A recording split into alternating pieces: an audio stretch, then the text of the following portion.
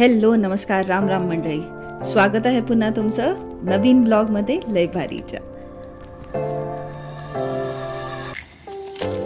मी आज आलेली आहे गोव्याला फिरायला आलोय। तर इथले बीचेस तर आमचे बघून झालेले आहेत। बीचेस सोडून पण इथं बघण्यासारखं बरंच काही आहे आणि हे आहे आपलं पहिलं ठिकाण।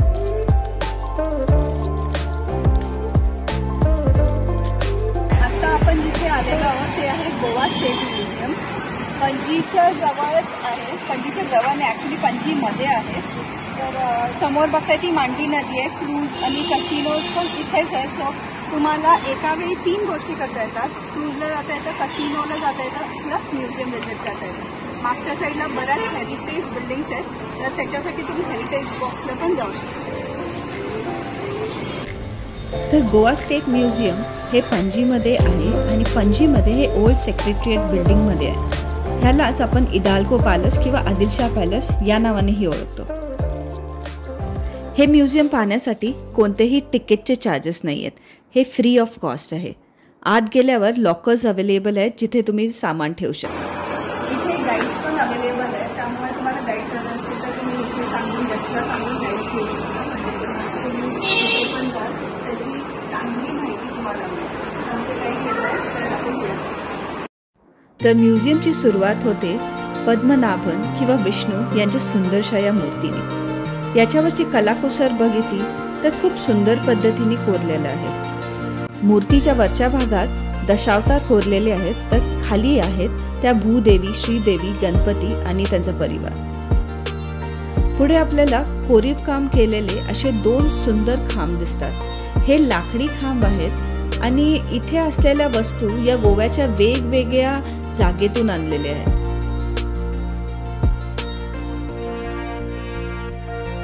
समोर गोव्याच्या पारंपरिक वेशभूषेत असलेले 2 स्टॅच्यूज आपल्याला दिसतात।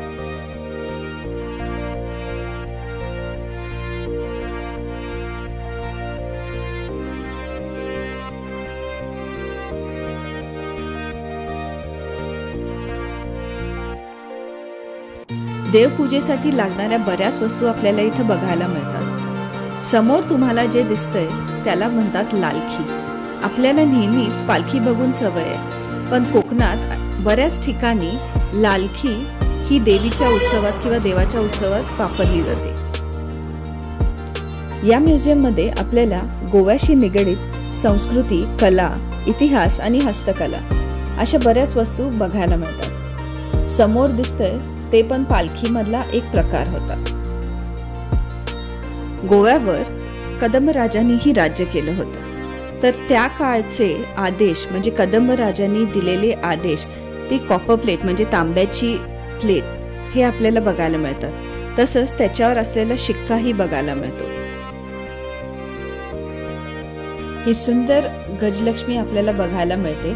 तसंच पुढे गेला की बऱ्याचशा वीरगळ आणि सतीशिळाही बघायला मिळतात। इथल्या मूर्त्यांचं मला वैशिष्ट्य हे वाटलं की अजूनही त्याच्यावर केलेलं कोरीव काम उत्कृष्ट आहे, त्यांना कुठेही तडा गेलेला नाहीये। गोव्यावर अनेक राजवटींनी राज्य केलं, त्यात कदंब, बुद्धिस्ट, पोर्चुगीज, जैन असे बरेच होते। त्यामुळे गोव्याच्या कानाकोपऱ्यातून आणलेल्या या मूर्ती त्यात आपल्याला त्याची एक झलक बघायला नक्कीच मिळते। ब्रह्मांच्या मूर्तीबरोबर इथे असलेली कालभैरवाची मूर्ती तुमचं लक्ष वेधून घेते।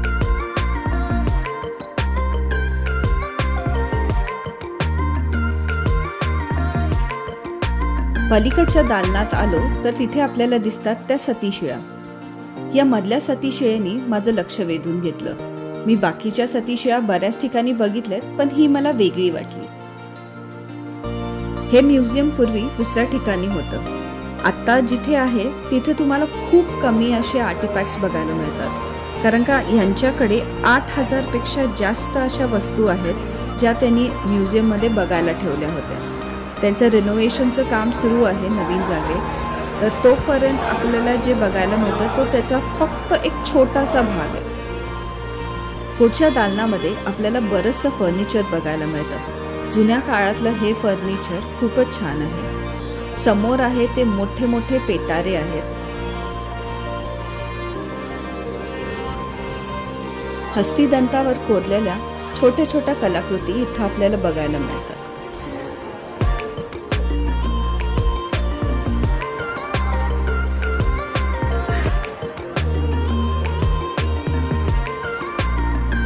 समोरच मदर मेरी आणि येशू यांचे शिल्प आहे.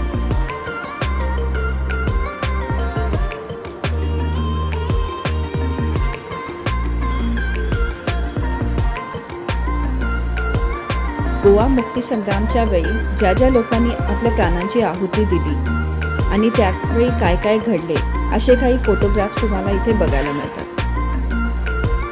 ही एवढी मोठी दिसणारी वस्तू काय आहे असा प्रश्न तुम्हाला पण पडला असेल ना. तर ह्या आहेत लॉटरी मशीन्स.